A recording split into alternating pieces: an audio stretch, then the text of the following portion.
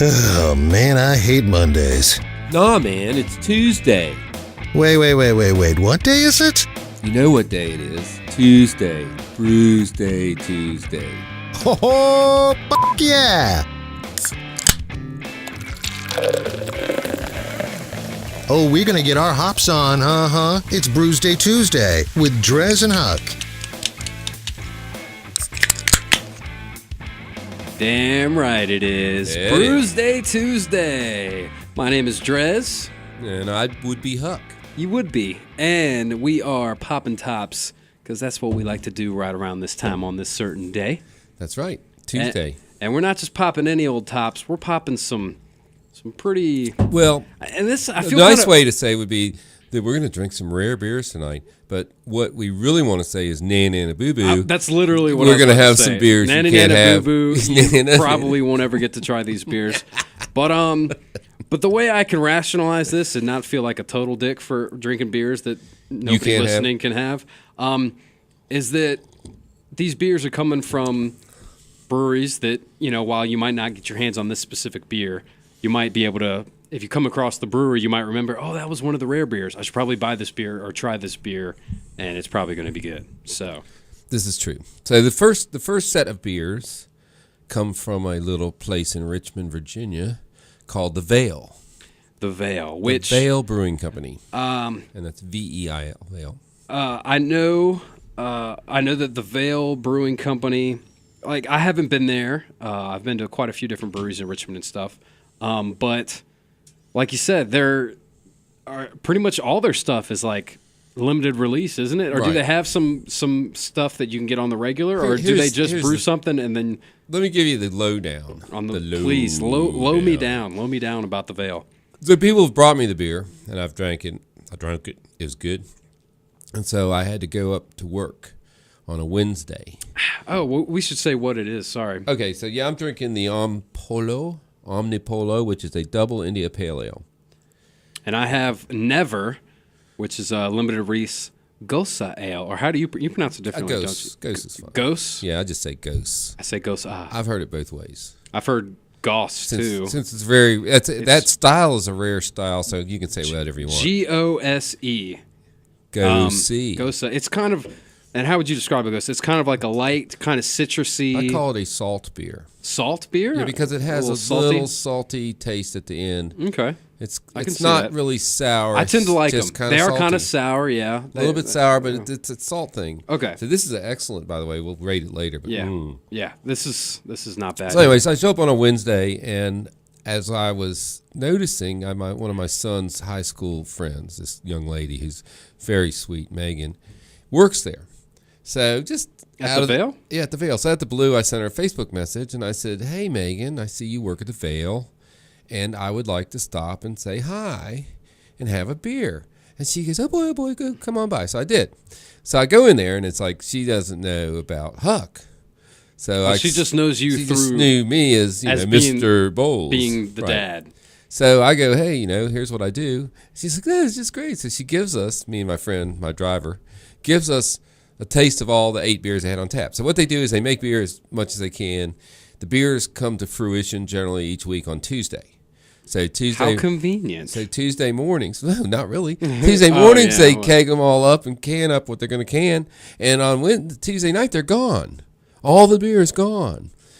Everything except the kegs. So then they serve the kegs, and after it gets down to 1 keg of a kind of beer, they cut you down so you can only buy a 3-ounce serving. No, that's not. Yeah, that sucks. So they make all the beer they can and sell all the beer they can.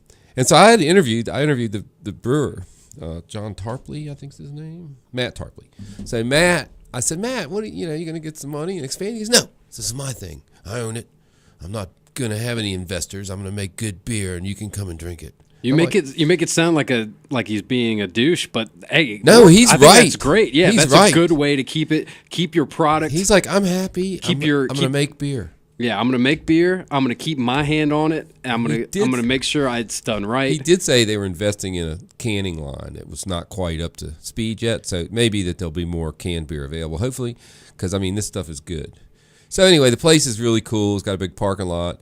It's kind of, I guess, they have trouble with the neighbors. There's a lot of information about where to park and not park. But it's downtown Richmond, you know. It's gonna be tough. But and they use the parking lot. What happens is so many people come. They use the parking lot for the bands and the food trucks and people to hang out. So you can't really park there. Park in the parking lot. You can't park in the parking lot. So anyway, the last bit about their first year anniversary is April 22nd. It's a $60 ticket. They're only selling 900 of them. So if you're available that day, that might be a good party to go to. And so. But they do, and like you said, they bottle, or do they bottle?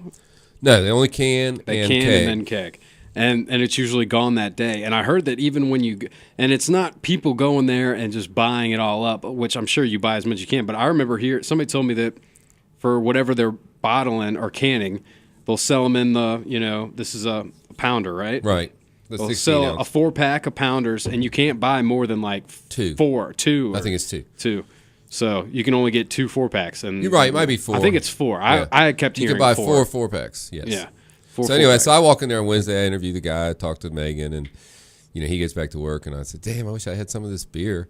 And she goes, "Yeah, we sold out." I said, "Yeah." So I was getting ready to go. I said, "Let me get my ticket." She brings it over and hands me a little bag with 4 beers in it. That's how we got these. There you go. Sorry, everybody else on Wednesday night. Yeah, I was special. Well, thanks for them for hooking it up. And actually, you've been talking about this for a few weeks. You've had this one in your back pocket. It was a month or so ago.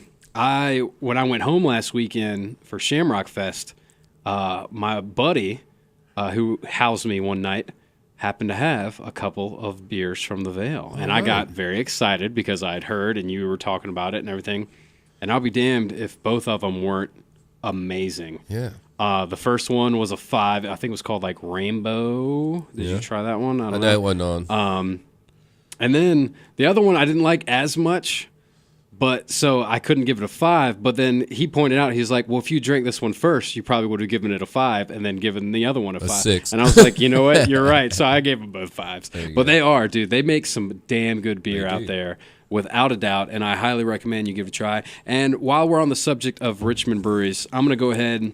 So I was back home, and I was with my buddy, and we went in to make a beer run, believe it or not. And we were coming out of the store, and I bump into a guy I went to high school with. And I was like, holy crap, I hadn't seen him in years. Hey, how you doing? Oh, yeah, I got a baby that's due next week. Oh, that's awesome. How's your brother? He's contracting. He's a twin. How's your brother? He's contracting and stuff. And I was like, cool. And what are you doing? He's just like, I'm actually brewing beer. Huh. And his brother, who's a contractor, is building his brewery. Nice. So he said within 6 to 8 months, his new brewery in Richmond will be opening. And he calls it's Red Cloud Brewing. That's the logo right there.